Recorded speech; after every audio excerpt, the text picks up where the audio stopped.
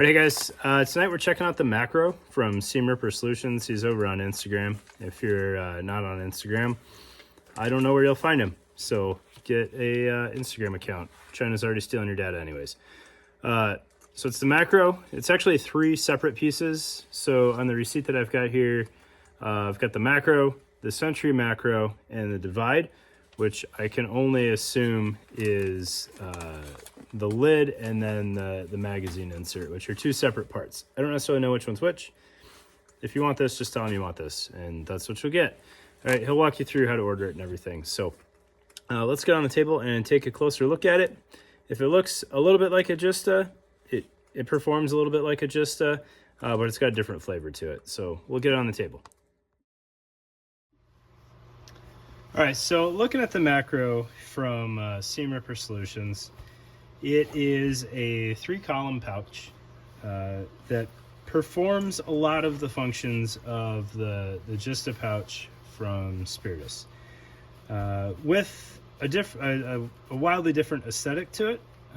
I find his pouches and all of his work fascinating, and just the geometry that they incorporate, as well as all of the different steps that he has to take to make these things. So there's a lot of corners that can be cut, and I don't mean that in a negative sense when you start doing laser cutting and whatnot.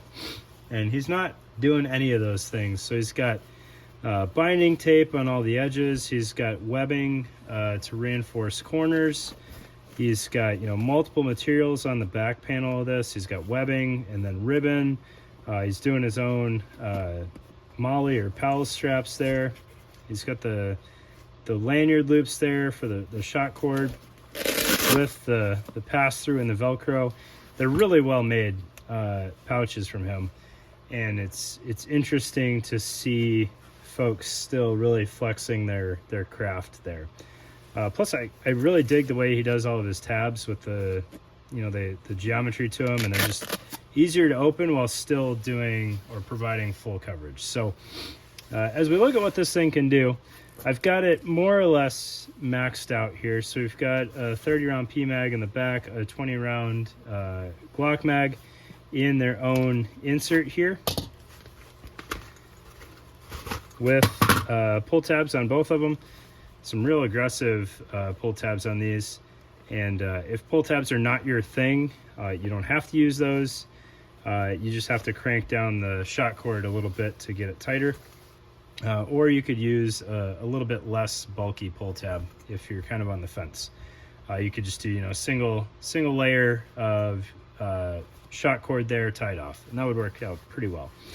And then in the front of this thing, you might be able to fit a single larger item in here, but I've got 2 smoke grenades just to kind of see what would fit.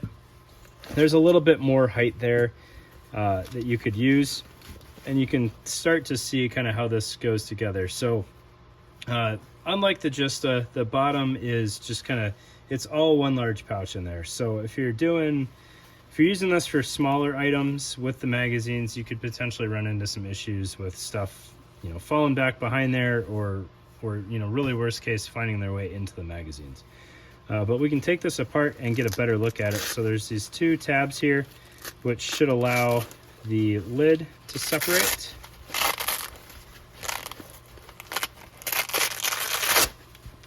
So there's the lid pulled out, and then you can see the insert in there a little bit better. And if we don't want the insert, we can take that out as well.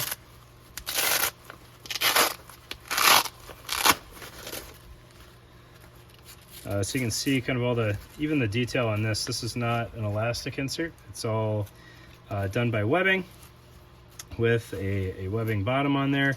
Really well made stuff that's going to last you a long time. And what's interesting is this is reversible. I hadn't noticed this before. So you've got tethers for your pull tabs top and bottom, and then if you need to flip the configuration, you just push this webbing through.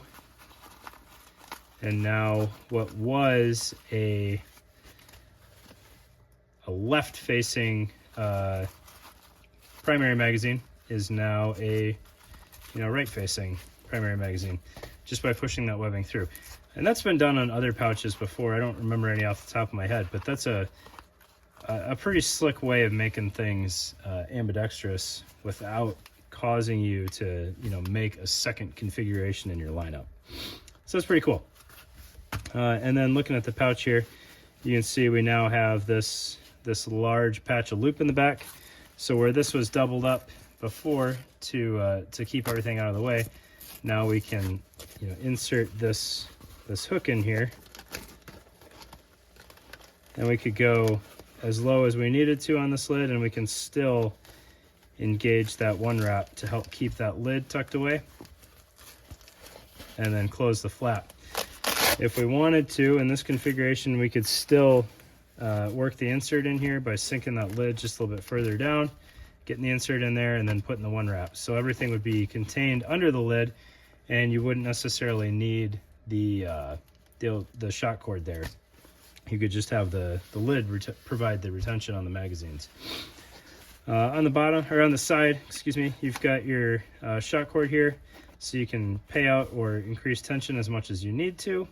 So if we wanted to maybe have the magazines and then 3 flashbangs in there, we just give ourselves a little bit of tension so we have less width on there, and that should retain 3 flashbangs pretty well.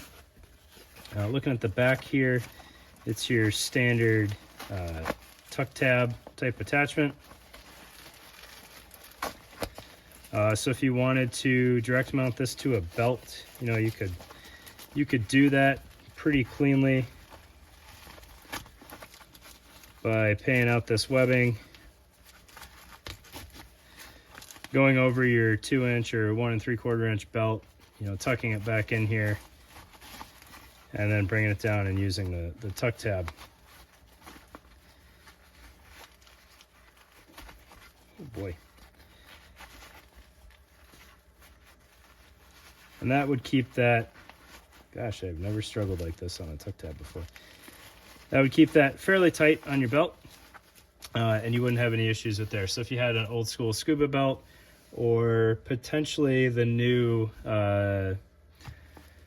defense mechanisms belt, which I haven't played with yet, I think that could potentially engage with the interface of the belt and then still come back around and secure. So this would work out pretty well on that belt if I am remembering how that works correctly. So lots of options on here. I don't know if you could fit a Barrett mag in there, but it looks pretty close. I don't know, that might be stretching it, but that's another possibility. All sorts of things you could use this for. You don't have to have the lid. You could just have the mag pouch in there and kind of have this open for whatever else, almost like a small dump pouch if you needed to. I don't know if that would be my preferred way of using that, but definitely lots of options on here. I did buy this out of pocket, and I don't know if my receipt's in Canadian currency or US currency. It's a little pricey. I paid $125. I think that was Canadian. But there's a lot of work that goes into this, a lot of different pieces, and he does a pretty good job of articulating that on his Instagram account as he shows, kind of the build process. You can see how much work goes into assembling these things. So the macro pouch from Seam Ripper Solutions. Maybe you're interested, maybe you're not. Check out his account either way. Give him some traffic and help spread the word. Thanks, guys.